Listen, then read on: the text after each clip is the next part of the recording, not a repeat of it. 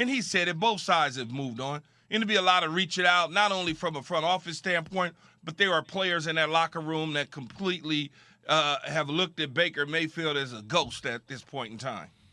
Yeah, Key, I'm with you, man. And the more I thought about it over the evening, Andrew Berry, the GM, has always struck me as somebody who's been very practical and measured, right, in his approach. Even when you hear him articulate his thoughts on players, even his thoughts on Baker Mayfield throughout the course of last season, he always said the right thing. You felt like he was creating the right strategy for where he wanted this team to go. Now, with that being said, Baker Mayfield said something, I don't hold any resentment towards the city of Cleveland, and gave you all these reasons about why he loved Cleveland, which led me to believe or make the assumption that there wasn't resentment towards the city and the fans, but there was a resentment towards the front office and the way they handled it. Well, so understanding Andrew Berry, I don't see Andrew Berry or the Browns coming back to Baker Mayfield with their tail between their legs saying, hey, we apologize for the way things went. Like they are secure in their decision moving forward. And he should be upset at the front office. Baker Mayfield should be upset at the front office, especially if they were not transparent with him throughout the entire process. Okay?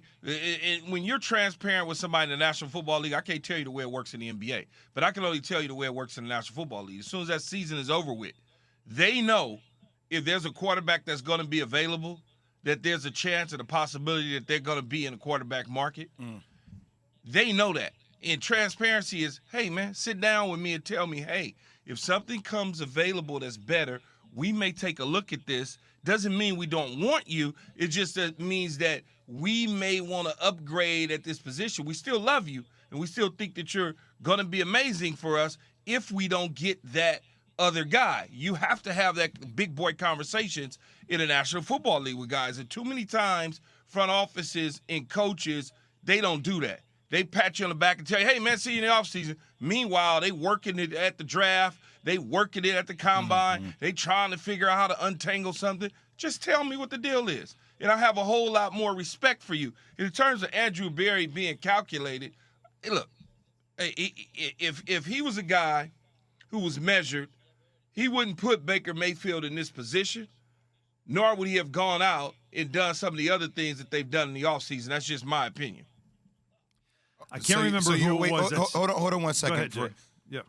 So, Key, that's an interesting point. I just want to clarify with you. So, as your view of Andrew Berry, considering everything with Deshaun Watson and some other moves this offseason, has that become a little bit diminished? Because you didn't agree with my point that he's been. Well, I wouldn't necessarily say it's all on Andrew Berry, the general manager, because he has to get the sign off from the owner and Jimmy Haslam. Him and his wife have to sign off on exactly what those decisions are going to be for this football team and whoever they bring in, whoever they sign, whoever they let go. So it's not all on Andrew Berry, not all of it. I'm with me. If I were owner, I wouldn't, frankly, as much as Deshaun Watson is talented, I wouldn't have made that move. But I understand how the NFL works and the fact that it's an arms race essentially to get that type of talent. But I hear what you're saying. Yeah, and the thing, Alan and Jay, that I look, okay, is Deshaun Watson a better quarterback than Baker Mayfield? You damn right he is. We all agree. You damn skippy he is.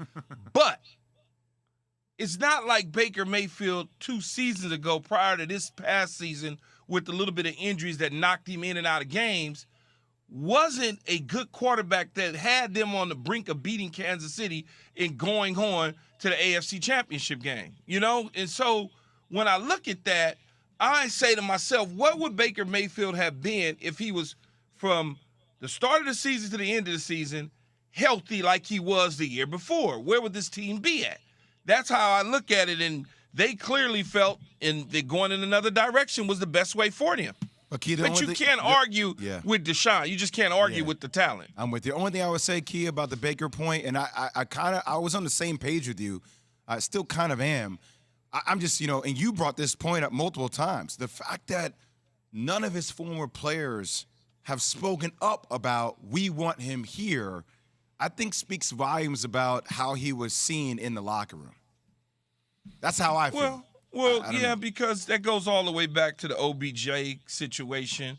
all the way back to the end. And when you have somebody like OBJ who is beloved by his teammates. See, the media in New York had issues with OBJ because he had the hair and kicking of the net, and he wasn't conforming to the rules of the National Football League. Play football, get your check, be quiet. That wasn't his deal. He was living life and trying to perform at the same time.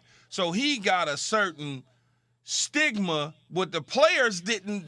We don't care about all that because we know who our guys are in the locker room. And then he goes to Cleveland, and it never worked out with Baker Mayfield. And a lot of players look at that as Baker Mayfield did not try to make that work. You know, he wanted it to be about Baker, and because he wanted it to be about Baker, and it was going to be about OBJ because OBJ is a bigger star than Baker Mayfield, and that wasn't the case. And so it became one of those tug-of-wars inside the locker room. And then once OBJ was gone, then Jarvis Landry had a problem with it as well.